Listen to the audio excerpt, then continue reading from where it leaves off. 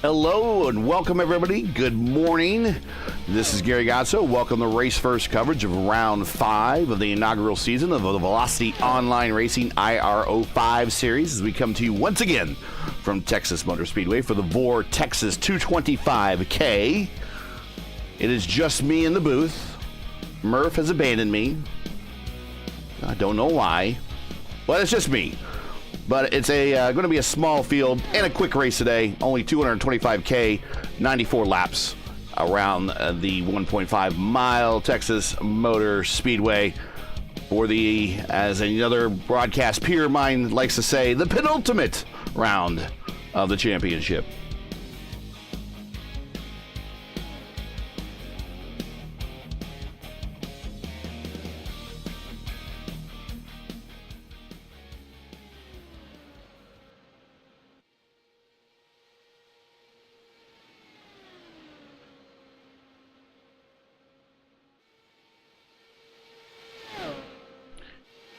And let's get the important stuff out of the way really quick here. Here is the point situation. Julian with the points lead, a commanding points lead. And he might be able to clinch this thing really after today, I think. But Matthew Weeks is P2. Forward door Dovzhenko is P3, both racing for TI Racing.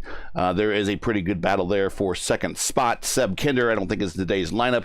He is 4th. McBean is 5th. I think McBean is in the lineup today. And that is your top 15. Here are your team points.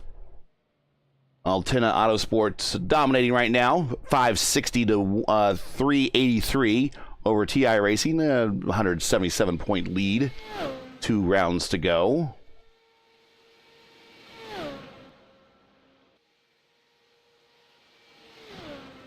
And just a reminder of the schedule. Zoop, here you go. Today, Texas 225.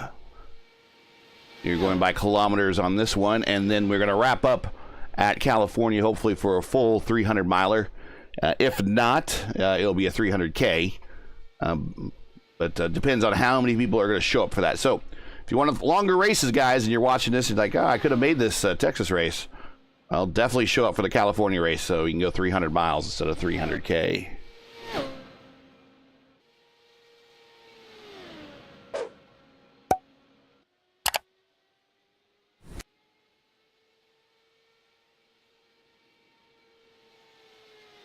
.32 seconds left to play here. Weeks on the pole, 214.1. Altina, Julian, our good pal, 213.9. Christensen, after getting his first series win at Indianapolis, like he's currently provisionally 3rd with about 15 seconds to go, 213.7. Dovzhenko 213.5, and Silvazzi 213.5 as well.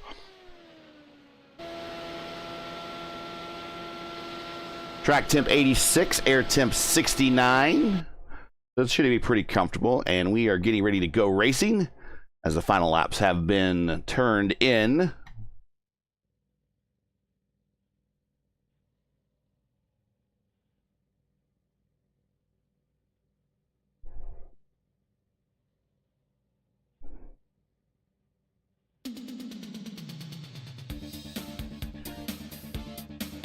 Matthew Weeks on the pole, his first pole of the series, a 214.1 as mentioned.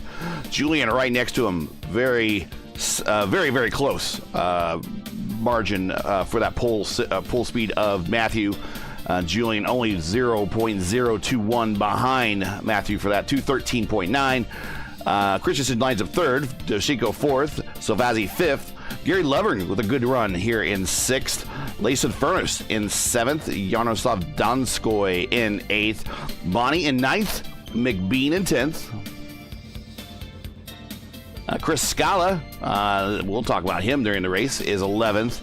And going to be lining up 12th with no time will be Chris Lewis.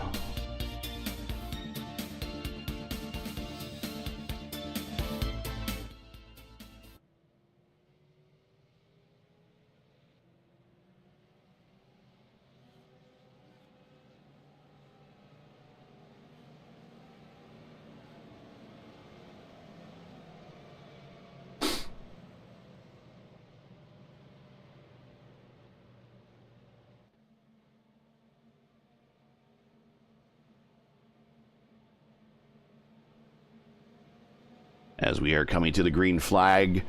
The track record, or this configuration of the track record held by Kenny Breck. And you're like, well, wait a second. He drove for CART, didn't he? Yes, he did. There was an official qualification. Oh, car in the wall in the backstretch for some reason. A blinker also as well. Kenny Breck did drive for CART, but CART did have a race here, and they had an official qualifying session here. Even though the race was canceled, that was at ill-fated Firestone Firehawk 600. He turned a qualifying lap at 2:33.4.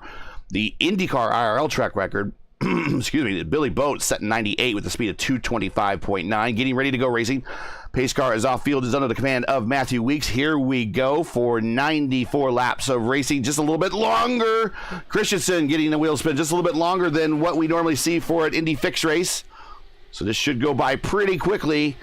Definitely looking at one stop. Weeks with the good start. Here comes Julian looking on the outside. Weeks teammate Fordor Dashiko is looking to the inside and is trying to get past Julian to lock him out.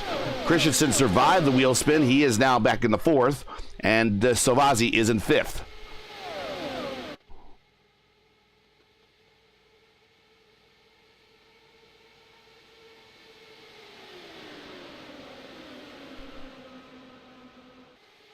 And Doshenko to the lead, Weeks in second, as the field is starting to get strung out a little bit. And I think what we're seeing here are some guys that are started the first couple laps kind of tippy-toeing a little bit, as it looked like during practice a lot of loose race cars after the tires were getting warm, but certainly as the tires were cold, they were also very loose. And as the tires got extremely hot, especially if they were pushing these corners a lot, they were also getting loose on corner exit. That'll happen a lot with these cars, Gary. Here's Murph. He's finally here. Yeah, so I did not realize it was at a special time. Unfortunately, so I'm a little bit late. We had a function last night that my wife and I attended and stayed at the Four Winds in South Bend. And nice. I just walked in the door, looked at my messages, and said, "Oh boy, Gary, Gary messaged me last night." So pleasure to be here. Sorry I'm a little bit late, but no harm, no foul. We had a good run here yesterday too. Yeah, I missed the whole race because IIS took up the entire time. You guys sound like you guys had a pretty much a green and clean race to finish it in like only 63 minutes or something like that. It was an hour. Yeah, it was a little over an hour. It was clean and green. Wow. Jesper did his normal deal. Stormed from the back and whipped us. It was a very tactical race though, and that's kind of what I'm looking for here. With you got a short field. In a short distance. Yeah, because of the small field, we've gone to kilometers instead of miles. It was originally scheduled to be a 225 mile race, but because of the small field, we've gone to 225 kilometers. Right, and so you're looking, even at a short distance, it can be a very tactical race with fuel saving and all that. Remember, no tools in these cars. You can't change the fuel map. Can't use the weight jacker. I was talking with. Christensen is missing a rear wing. Well, that's going to speed him up down the straights, but he might not be able to corner without that thing. But no, when he lost that. No, now it's back. It just sprung back. Aha. The phantom loss of wing. So we're watching Julian. He started up front and now has floated to the back.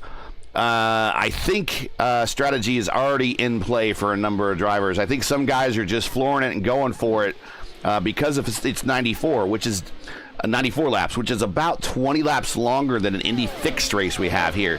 Indy fixed races tend to be one stop. And 75. Yeah, 75 laps, but one stop right in the middle. Do you think these guys can do it on one? I think that's the plan. Usual pit window here is 40 to 45 laps in an IR18. I would assume these cars are probably fairly similar. 75% fuel, which is right around that neighborhood. I think Julian gave us a number of what 75% fuel is. It's 14.8 gallons usually. So You can go. They can probably go right at 40 laps, but we were saving yesterday. We were able to make it 46, 47, 48 laps. So the guy who can make it 47 laps here is king, because you can do it in one stop. I'll tell you who I don't want to be right now is Doshenko or Donsky, because they're out front burning all the gas. Yeah. And that's what makes me think that normally we see Julian out in front leading here, and we see him with Christensen parked right on his 6 teammates there, and they are back there saving fuel while everyone else is kind of punching a big hole in the air. Of course, also in 9th spot, the guy that gave me my start in broadcasting here in iRacing, Chris Scala, Captain TV.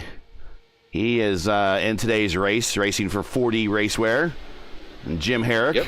But he broadcasted the race last night in lieu of FTN was not available, and I was not available, obviously, with the IIS going long. And that was a pretty good race. Yeah, I tuned some of that in. Did old Kevin Burrell finish it off?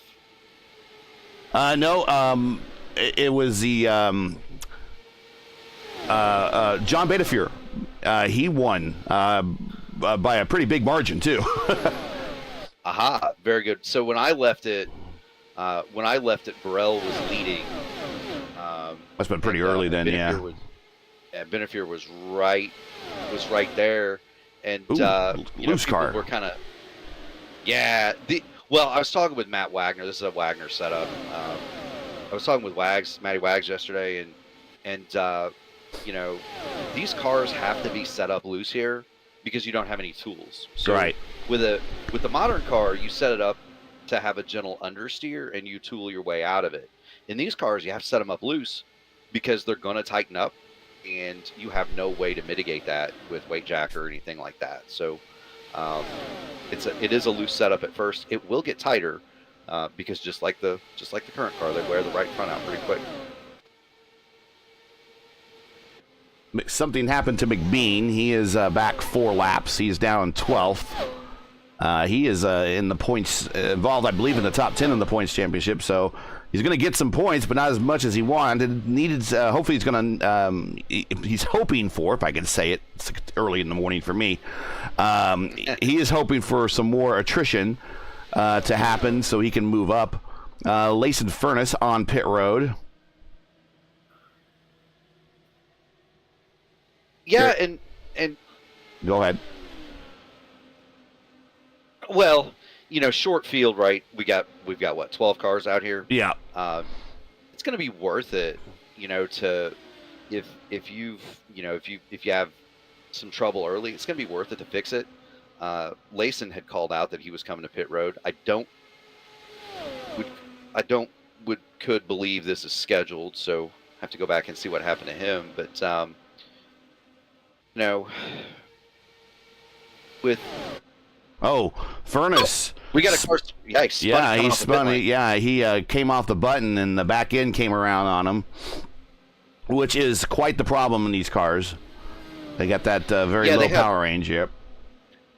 They have it's not a low power range. It's a very narrow power band. Sorry. So again, it's early in the morning still for me. I haven't even eaten. Haven't had any caffeine yet. And early for me today too. I woke up at the casino 2 hours ago. So there you have it. It was our local political party had our annual. Ooh, cars in the wall! Cars in the wall! Yes. Salvazzi and Chris Lewis.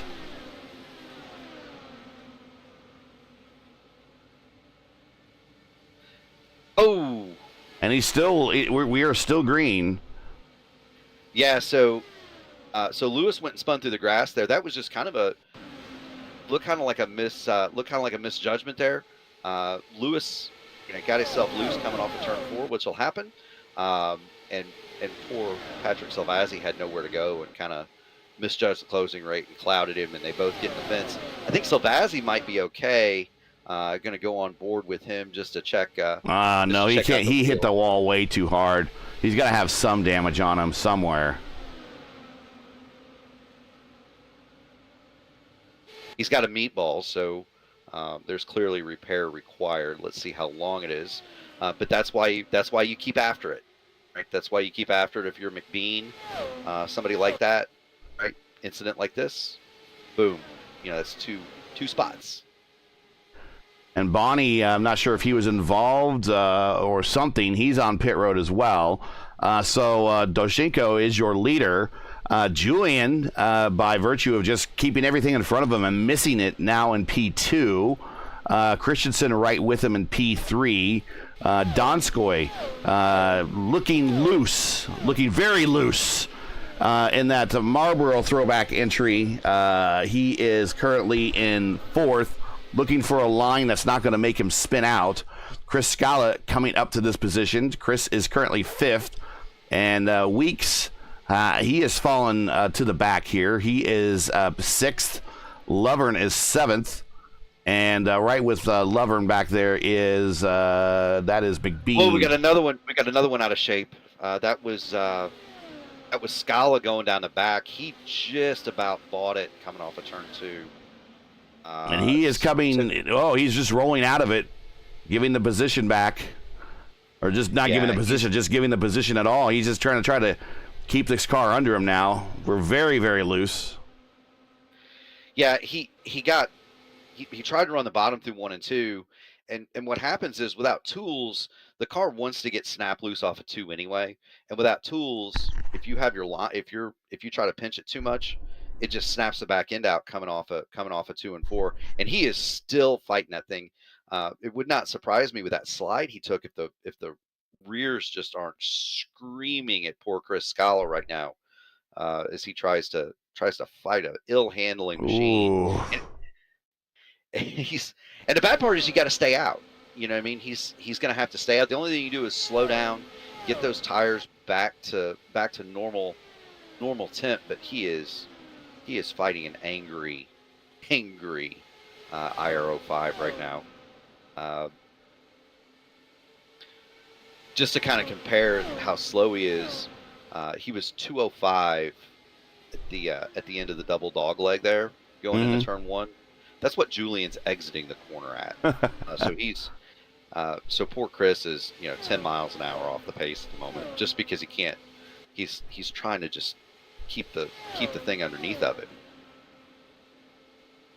Well, 29 of 94. Despite all the troubles on the track, we are still green. Yeah. So one of the nice things about this course in particular, as an oval, is that it does not trigger a caution for anything on the apron, and the apron in 3 and 4 especially is extremely wide, and it doesn't trigger a caution for anything in the grass. And so as long as you're on the apron or on the grass, it's not going to trigger a yellow, which is, like I said, is actually rather nice. The rule set for today is 4 sets of tires, 1 in the car, 3 in the pits. I would imagine those that are having handling issues now might want to go for those sets of tires. Really, to get to the end, you probably only need 2 sets, the one you start on, and then maybe 1 pit stop's worth. 75% fuel, and I believe they have no fast repairs. If you can double check that for me in the rules, I don't think they have any fast repairs. There are no fast repairs here, and this brings up, that brings up an interesting point with the extra tire sets. Yesterday, we were kind of limited, and here comes we got a car stopped on the apron and disconnecting. That's going to be as Chris Scala comes to pit road. Donskoy on pit road. He looks pretty destroyed. Yeah, and I think we're seeing it, right? So who's gonna do the 1 stop? Who's gonna do the 2 stop? That was Donskoy that was down on the apron, and what have we here?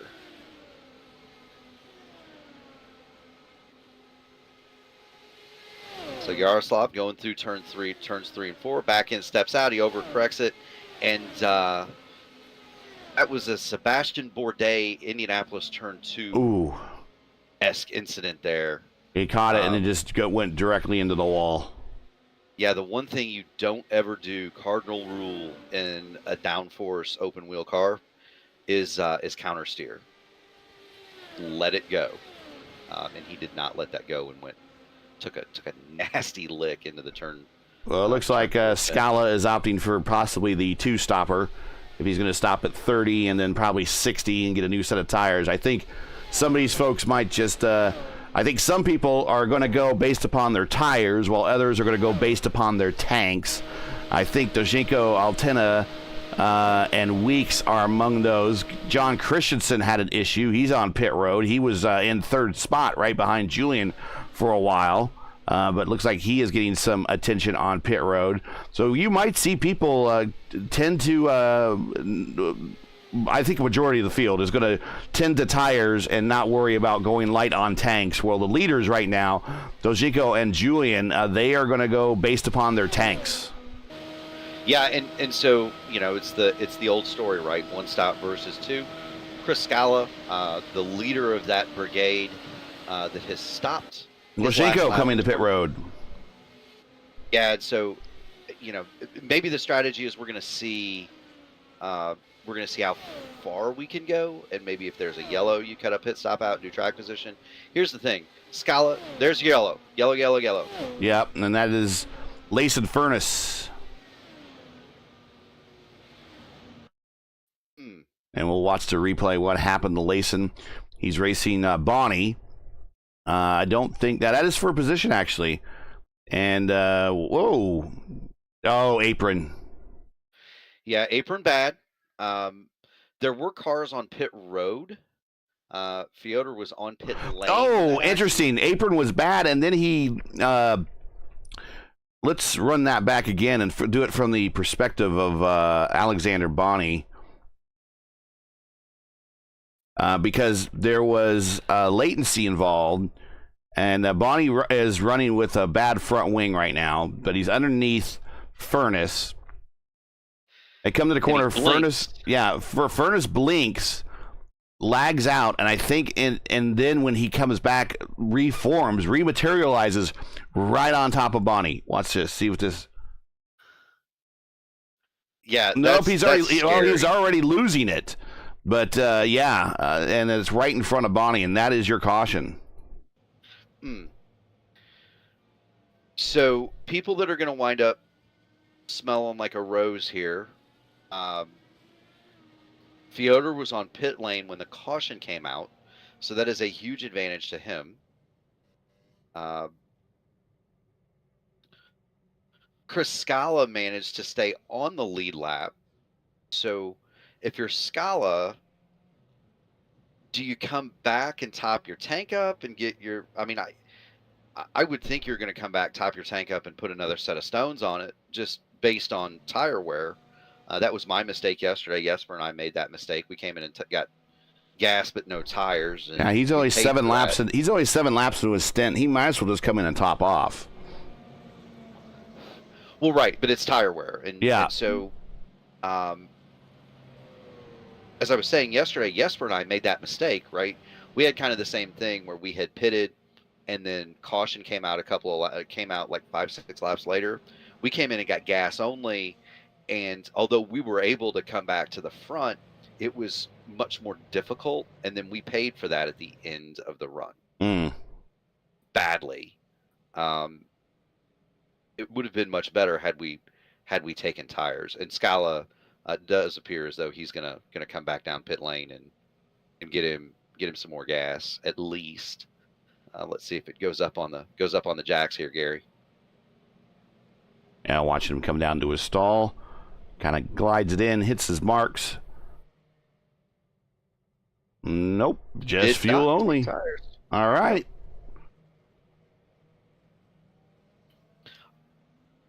I would categorize that as interesting. Especially since he called that race yesterday and saw what happened, the trials and tribulations that Jesper, I, and Liam O'Sullivan had on old tires. But hey, you know, maybe saving him for the end.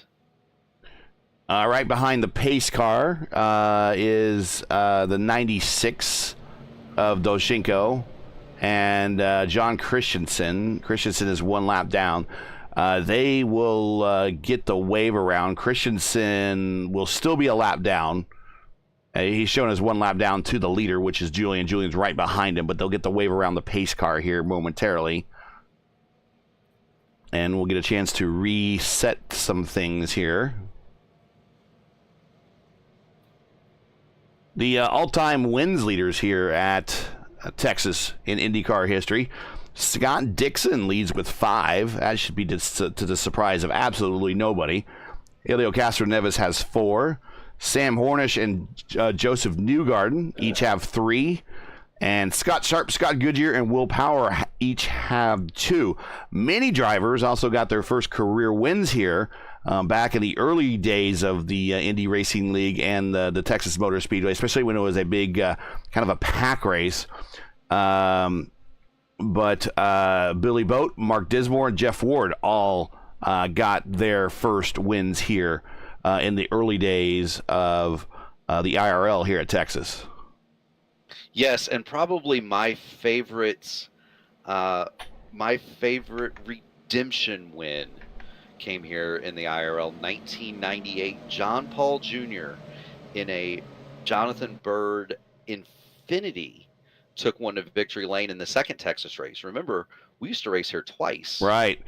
They had a lot of tire issues in that race, but the interesting thing is Mike Groff was supposed to be the driver of that car. That he got replaced shortly after Indianapolis. The ride went to John Paul for the remainder of the season, and calling that race on the ABC or ESPN feed, it was Paul Page and Mike Groff.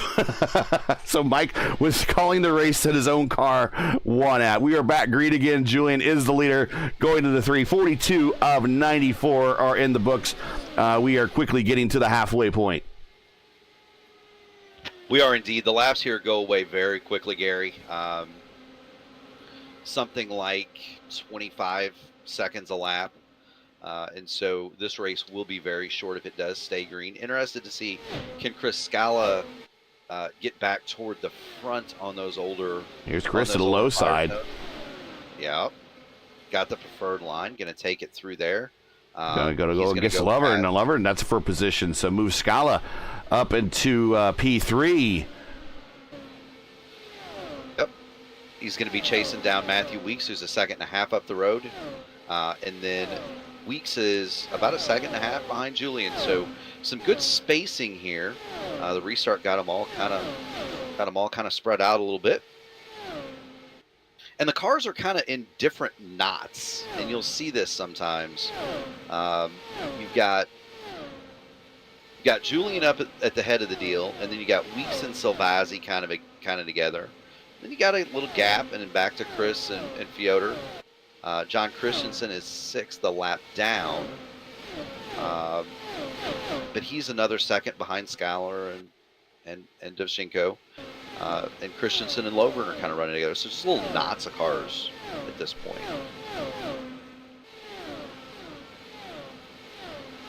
Although I will say this, Chris Scala has closed the gap pretty rapidly on Salvazzi and Weeks. Yeah, he has. He's right there. Salvazzi's 3 laps down. And I wonder if Weeks doesn't have some damage, because he is about 4/10 off the pace of Julian.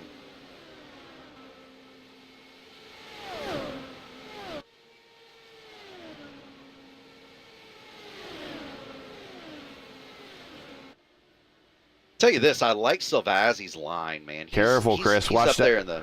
Yeah, Chris was hitting the apron. I'm like, careful, Chris. Yeah, you got to be careful. Apron bad, but Salvazzi's up there in the he's up there in the Murphy Oster Gant line through 1 and 2. I like that. And here's a battle for second. Scala the inside of Weeks, down into 3, and pulls right up, gets the position, moves Scala up to P2. Yep, and like I said, I wonder if there's not something wrong with Weeks, because he's a solid 3/4 a lap off of Julian.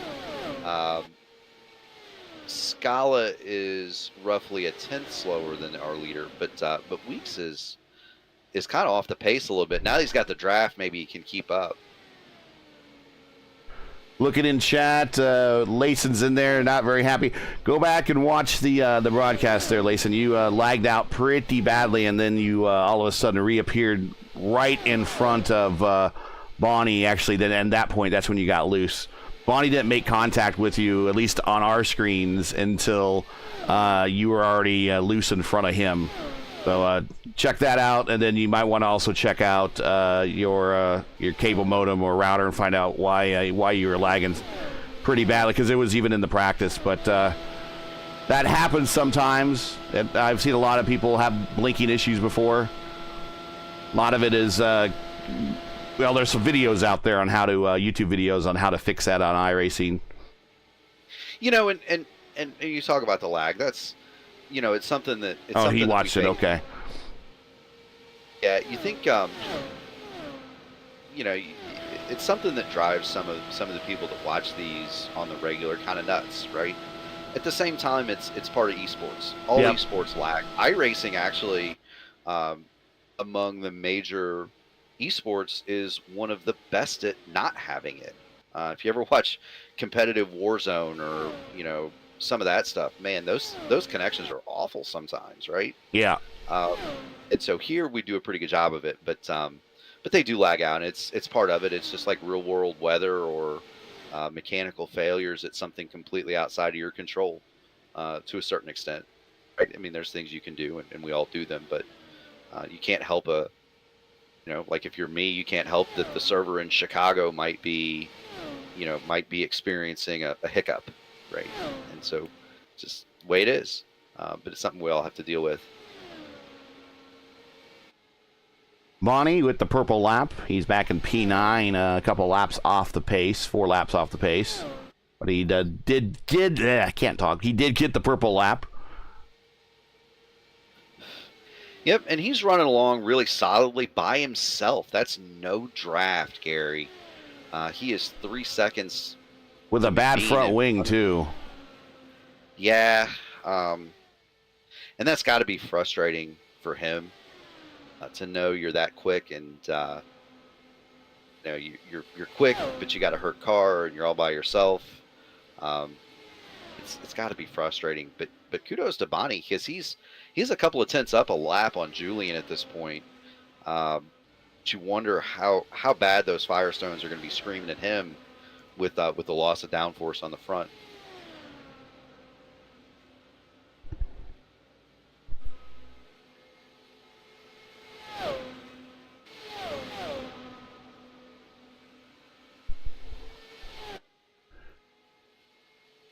Hey guys, if you're enjoying this early Sunday matinee racing here, if you enjoy Race First coverage of the VOR IndyCar IR05 series and respect the stream, please do us a solid. Make sure you support us by subscribing, and while you're at it, don't forget to smash like and click the bell so you don't miss out on future Race First iRacing broadcasts. And that includes tomorrow, me and you, Murph. This serves as a reminder as well. Me and you could be doing the Xfinity Series in the ISRA at 9:35, and their Xfinity Series opener in the ISRA. And you can tell me all about the Xfinity cars because I know nothing about them. And then on Tuesday, our signature broadcast, which will be the iRacing IndyCar Oval Series. And they will be at the second leg of the Race First Triple Crown. The only person that could win that is Robert Malechka III. So can he win the second leg of the Race First Triple Crown at Pocono? Well, tune in and find out. 8:15 p.m. Eastern on Tuesday. Yeah, that's going to be a fun deal. I believe that is Legacy Pocono, if memory serves. And so we're going to get the bumpy version instead of the billiard table smooth one, which is always a lot of fun.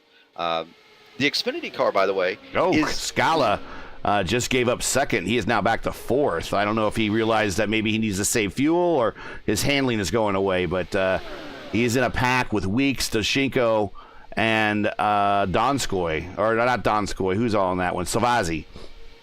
Yeah, and this is about when the handling went away from him on the last run as well. And remember, in the 60s, tires. Yeah, it was in the 60s. He did not take tires. Yep. You're right. You're absolutely correct. So I think Chris Scala's learning if you don't take care of the tires, you can be a rocket for a little bit, but you're gonna you're going to pay the price. I would not be surprised to see old Chris Scala pull that baby down pit road here in the next 4 or 5 laps, try the undercut as he did before, and it was working for him. You know what I mean? But he's down, golly, 6-7 tenths a lap on Julian at the moment, losing a half a second a lap to Weeks and Fiodor too. Yeah, he's doing last lap was a 2:06.4, now a 2:06.3.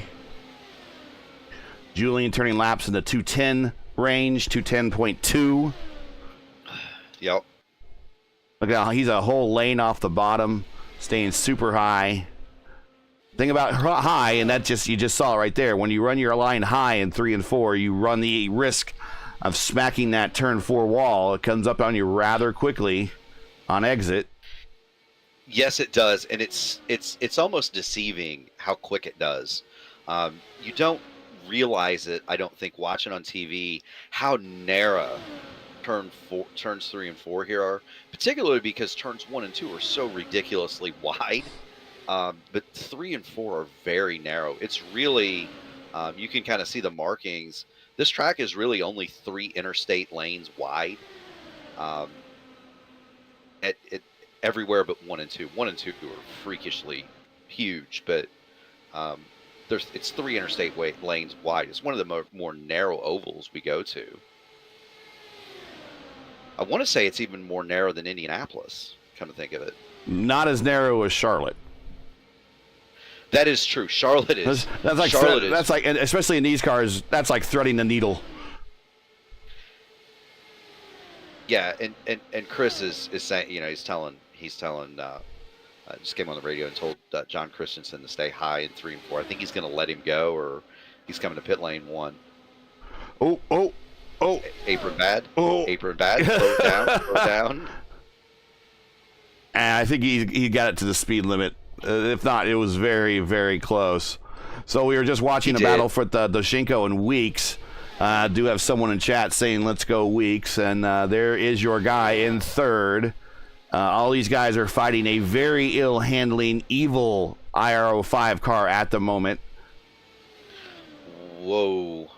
He got a lot closer to the apron than I thought, did Chris Scala, but he's rolling back toward the speedway. Be careful. Do not light the rear tires up here, Chris. Be careful. Right about here. Yeah, the place you want to do when you come off the button is immediately try to go to second gear. That helps that problem. I don't even, I just put it in, I just take off in second gear to avoid that, to be completely honest with you. But he's back on the track. Scala going to blend in front of Gary Lovern, who is in 4th. Alexander McBean 8th, in close attendance to that battle. Matt Wagner in chat forgot about the race. Don't worry, Matt. I also forgot that the time had been moved, thankfully. I logged in to check my message from Gary and found out. And you know why we moved this? So we moved this so everybody can watch at 1 o'clock the NTT IndyCar Series race at Barber. We did that for everybody else. And that's fair. I had also forgot what time that race was. We had a good time last night, Gary. I can't underline that enough. My memory for the last 24 hours is kind of hazy. I'm about to say there was probably some beverages going on.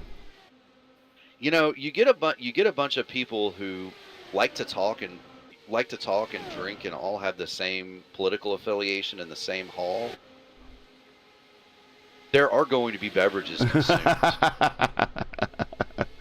It was a fun night. It's always good to see your friends. Weeks to the inside of his teammate going into 1, trying to get that position. His teammate might want to consider giving it to his team. His teammate wanted to consider giving it to his teammate. Making sense.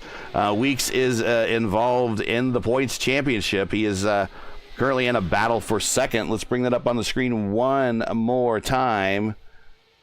But how much does Shinko really want to share? Because Shinko's in that points battle as well. 3 points separate the two. I mean, Weeks has gotten by him now. Guys are starting to come to pit lane. It's right in the window. Weeks did get around to Shinko, and he's kind of pulled away a little bit. But I don't think anybody's got anything for Julian here. Salvazzi to pit road.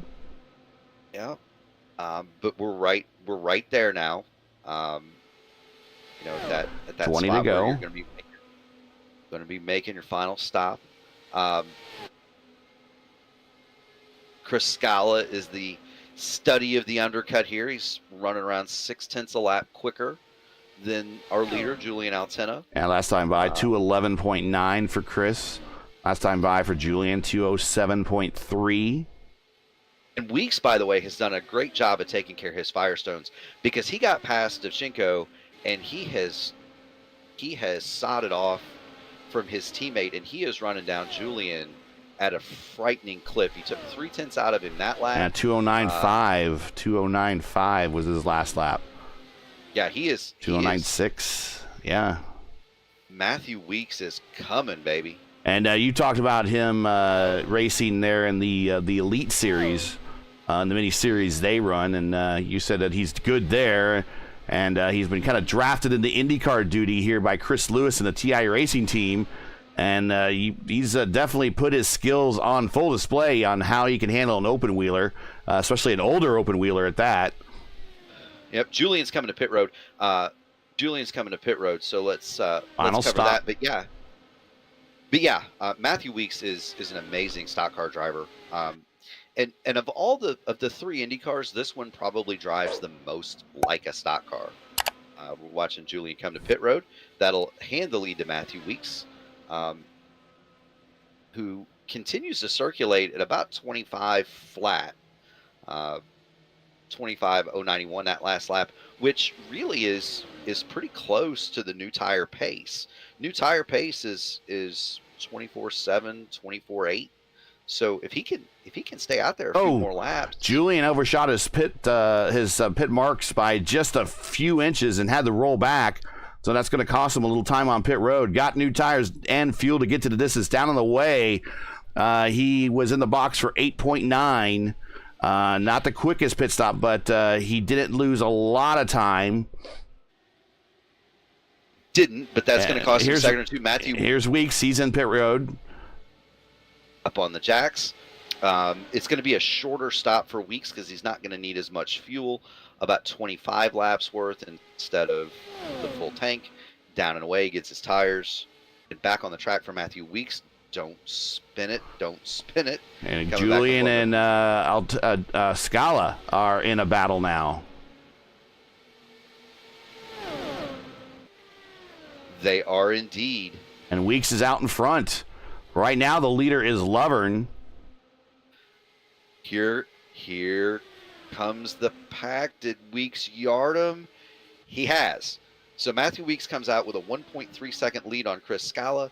The miscue on pit road cost Julian Altena almost 3 seconds. Just that little bit overshooting his box. 3 seconds. He was 1.5 ahead when he came in, and he is about a second and a half down coming out as he looks to the outside of Chris Scala. So Lovern is now 42 laps into his current stint. He's turning laps in the 201 bracket versus Weeks turning into the 208, probably 209 next time by as he's getting fully up to speed. And here comes Lovern. I was wondering how long it would be before he hits pit road. He is now on pit road. So now the leader by about 4 seconds. We'll see here in just a second. The leader by about 7/10 now over Scala, and Julian is Weeks. Gary is now hit pit road, so 42 laps he made it, and he is now on the pit lane. He'll go a lap. He's going to easily lose a lap here, Gary. Yeah. So that'll make the battle between Weeks, Altena, and Scala. By the way, Julian has got past Chris Scala, and they have run down Matthew Weeks, who, to be honest with you, I think he is running to a pace to save the tires. I think he's being very deliberate about how he's running this. Does that make sense? Yep. Yep, and since let's real quick just to get some business out of the way, since we're done with the last round of pit stops and we're coming up on the checkered flag. Once again, if you're just joining us, you're watching Race First coverage of Round 5 of the VOR IndyCar IR05 series coming to you from Texas, where Matthew Weeks is our leader with approximately 10 laps to go. Make sure to smash the like button, subscribe to the channel so you don't miss out on the next race. We have a week full of them. Starting tomorrow or later tonight, the Dark Horse DW12 series from Milwaukee. 8 p.m. right. Eastern. Yep. We may see the Race vs. American in that show. We may. That's a tough track, Milwaukee. It is not my favorite, but I've come to really enjoy running that series. I love running this one too, but I love running with the VOR guys too. But the Dark Horse deal has been a lot of fun, just because it's kind of like this. It's being in Discord with we got a spinner, Scala. He's on pit road. He's going to get straightened out. Unfortunately, that's probably going to mean speeding on pit road, so he's going to get a penalty. He saved the race car, but he's going to pay a price. He's going to have a drive-through, at least, maybe a stop. Might as well just come to your stall. Yeah, it looks like what he's now. No, okay. I don't know that did he actually go down? Did he actually? Oh, and he came around, coming off the button. All going bad. I don't know that he's going to affect a speeding penalty on pit road. Because by the time the 4 tires got onto pit road, he was at pit road speed. So I don't know that he gets a penalty other than having spun out twice. Well, now Julian needs to figure out a way to get around Weeks, because the high side's not going to do it at this point in time. As he's working on the high side. Now Scala's going to bring it back down pit road, I would assume for a new set of shoes on his number 5 Dallara Honda. Of course, these cars were Honda powered in exclusivity. Yep. At the time they were scanned. Yeah, Chevy didn't return back to the ranks until the DW12. It's true. And it really wasn't a Chevy when these cars came out either. Chevrolet tried. At the time, Ilmor was building the Honda engines. And Scala spun it again. He spun it again. He's down on... He lights it up, gets it spun back around. He spun it again coming off of pit road. So Chris Scala just having all sorts of stuff go wrong here. Meanwhile, Julian climbs to the high side of Matthew. We got 4 to go. So we got 4 to go. Weeks on the low side, Julian on the high side. Salvazzi in P6 there in that teal car. He is not involved in this battle, but he's just an interested watching party. And Weeks on the low side. He's going to control the low side, the IRL line. Julian trying to get to the high side. But I don't think Julian could pull that pass off unless the tires for Weeks goes away. Side by side, off of 2 down the backstretch. Julian has got to pin Weeks to the bottom and make him use all of his tires up coming off of 2 and 4. I don't think he's going to do it. Patrick Salvazzi has the best seat in the house as we come to 2 to go.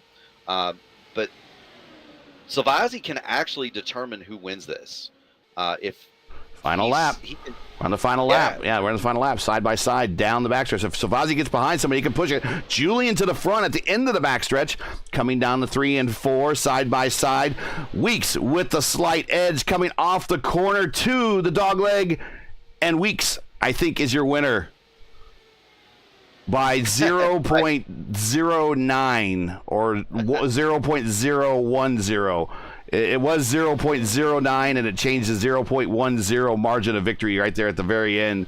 So Weeks squeaks it out for his first career. I got to think this might be his first career IndyCar win of anything, but his first career win in VOR. Yep, and if we were running the current car, Julian would have won the race. Matthew Weeks can thank the Matthew Weeks can thank the garage door size front wings on these cars, because if this was an IR18, it would be Julian going to victory lane. That's how close it was.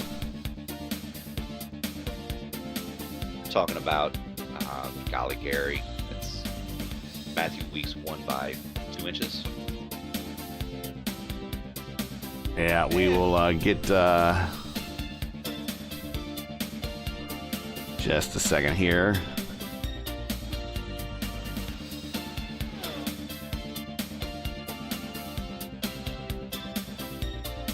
All right, there we go. We gotta get the replays queued up here. All right, let's get the final standings up here. Weeks on the two-stopper led 16 laps, is your winner. The margin of victory, there you see it, 0.010. 0.010 is your margin of victory. An eyelash, and all things considered. Julian, P2, led 41 laps on the two-stopper. Ford Odoshinko improved 1 spot. He also did the two-stopper, led 35 laps. Christensen got a top 5, but he was down a lap, had an incident that forced him to have to make a long pit stop for a repair, but finishes 4th. Lovern, the other VOR car, there's 3 VOR cars in the lineup, and all of them in the top 5. He improved 1 spot, led 2 laps himself, and also on a two-stopper. 6th is Salvazzi, 7th McBean, 8th is Chris Scala. Just a bunch of difficulties there in that last stint. He was up there in the top 3 at one point, leading also at one point. He fell back to 8th. Bonnie, 9th. Layson Furnace in 10th. Donskoy in 11th, and Chris Lewis, kind of an innocent bystander. Well, not quite. I think he kind of got loose a little bit. Almost took out Salvazzi. And he is 12th. Salvazzi was more of the innocent bystander on that one.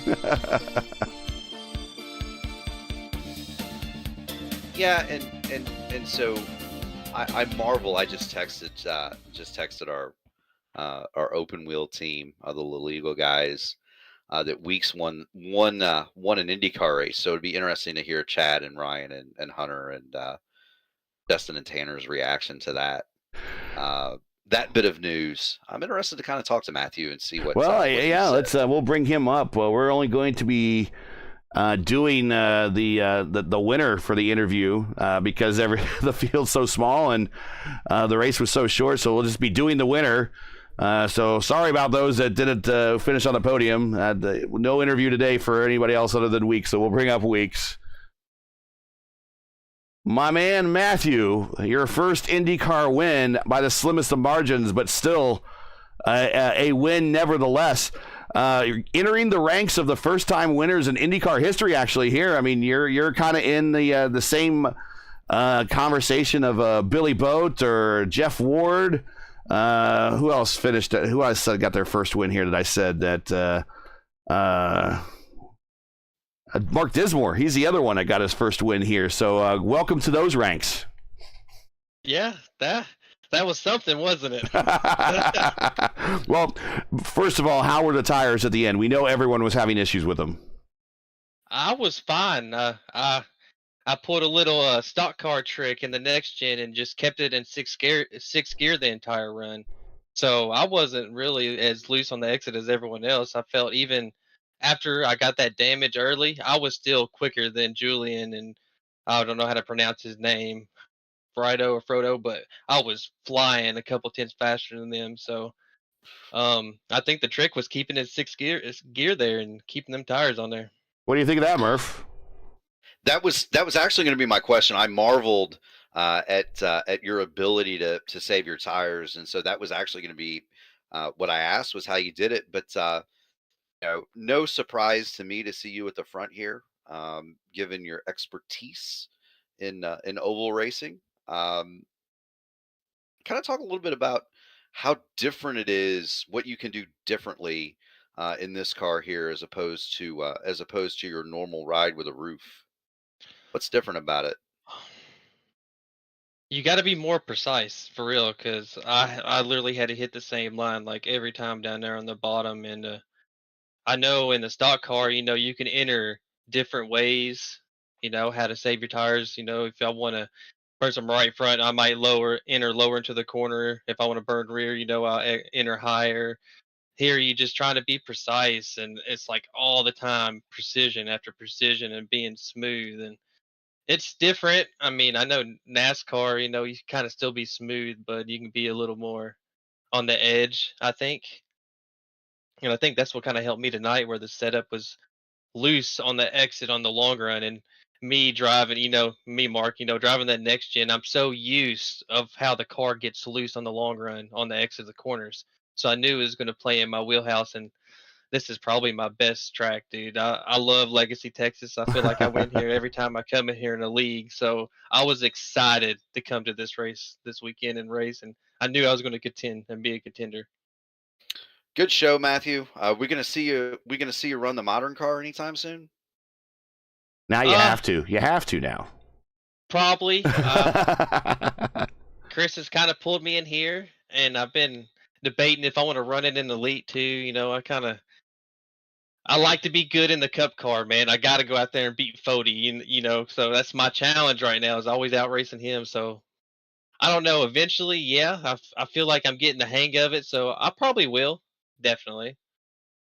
Cool deal. Well, it'd be good to have you. I ain't no slouch in the modern car, so you can come learn with me, and we'll have a good time. But thank you so much for doing this. It's always good to have a top level, top shelf driver like yourself. You got any shout outs, people you want to say hi to? Anybody watching at home? I don't have no one that really watches me at home, man. No one keeps up with it. Shout out to the guys that brought me on the Asheville Rooftop Bar Tours, man, and Chris, and bringing me along to do this, because this has been out of my wheelbox, but it's been probably the most fun I've had in a long time on the sim. And shout out to Julian, man. He raced me clean and hard there. That was fun. I had a blast doing it. And shout out to you guys coming in the booth and doing this. I can't wait to watch the race back. And everyone that watched, and Julian for putting on this league. I'm glad I'm kind of in here. I will venture probably to try to run the newer IndyCar. I'm kind of interested in opening my wheel box, I should say. Stepping outside of your comfort zone for sure. Yeah. Yeah, it's always fun doing that, and I enjoy it. We ran it yesterday, so you can go watch the VOR race from yesterday from here. But again, always good to have you, and always a good time. And I will see you, I believe, on Wednesday. Oh yeah, I'm excited for Chicago. I gotta go get it done. That's right. All right, well, go enjoy your win, Matthew. We will see you next at California here in a couple weeks. Actually, on the replay package that I just queued up, actually showed your incident that you got into in the back. That was a hard hit, and that your car was still running that well at the end. That's pretty amazing. So everyone just kind of saw that here on the replay package that I queued up, and it just so happened to have that incident you had on the backstretch. So that is pretty amazing. Maybe that helped you. I don't know. Slowing that car down just a little bit, maybe that helped you out a little bit. But congratulations. Nevertheless, it is not an easy thing to jump from one discipline to another and get a win. You didn't get it immediately, but you were always threatening there, and we just knew it was a matter of time before you got a win here. So congratulations on your first IndyCar victory, and we will see you in California. All right, man. Thank you, guys. Y'all have a good one. See ya. All right, well, that's really going to do it for us for today. Any final thoughts there, Murph? You say it all the time, Gary. Cream rises to the top, right? Matthew Weeks is one of the best pure racers in the sim, in my opinion. He talks about Tyler Fody as well, one of the other elite guys. You'll find that as you call that series. The cream always rises to the top. Matthew Weeks, a champion in the stock car world. Very, very fast, very smooth. Showed us why today. Wonderful win. How about Julian finishing second? Gave him all he wanted, and had the front wing been half size, Julian might have won. Margin 0.010 is about half the width of the front wing. So, but kudos to Julian. Wonderful result from him too. He says they've been dethroned in the IR05 series.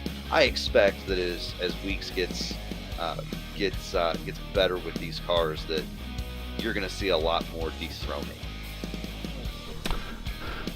Well, I think Julian may have clinched the points championship, pretty sure, but we will get an official word on that, and we'll let everyone know, or somebody will let everyone know in the VOR IR05 channels on the VOR Discord server. But that's it for today, at least for the morning. And after this, I'm going to go watch the NTT IndyCar Series, and then later tonight, 8 p.m. Eastern, we're going to do DW12s for the Dark Horse Series at Milwaukee. So once again, your podium from Texas. Matthew Weeks with his first career win. Julian with another podium P2. And Ford Lashinko holding on to his top 3 point spot in the championship with a 3rd place finish here, rounding out your podium. Join Race First again May 12th for round 6 of the inaugural season of the VOR IndyCar IR05 Series as the teams and drivers head to Fontana for Championship Sunday. Coverage begins at 2 p.m. Eastern. Again, that's 2 p.m. Eastern, and that is the correct time this time. So remember, it's a new series, new day, new time. So as always, check youtube.com/racefirst, and that will have when the stream is scheduled, and that's when you know you need to show up to watch or race or be in the booth. I heard nothing else on that one. Now, as you know, the YouTube algorithm game is not easy, so please help support Race First with the weekly grind. Leave a comment below. Let us know your thoughts on today's race, and if you enjoyed today's coverage, support us by smashing like on the video. If you're new, click subscribe, and while you gotta hit the bell for weekly reminders so you don't miss out on more of Race First's other iRacing programming. You heard about our upcoming week. You got to join us. Keep your browser set here for the most in-depth IndyCar knowledge and all of iRacing. Race First, we know what Indy means. For business inquiries, learn more about Race First and what we do, visit racefirst.com, like us on Facebook, or follow us on Twitter. So for Mark Murphy, everyone at Race First, I'm Gary Gatto saying all happy Sunday. Thanks for watching. And to all our men and women serving in the military and as first responders, Godspeed, God bless. Come home safe. Catch us again right here on Championship Sunday, May 12th in Fontana for the next race of the Velocity Online Racing IndyCar IR05 Series. See ya.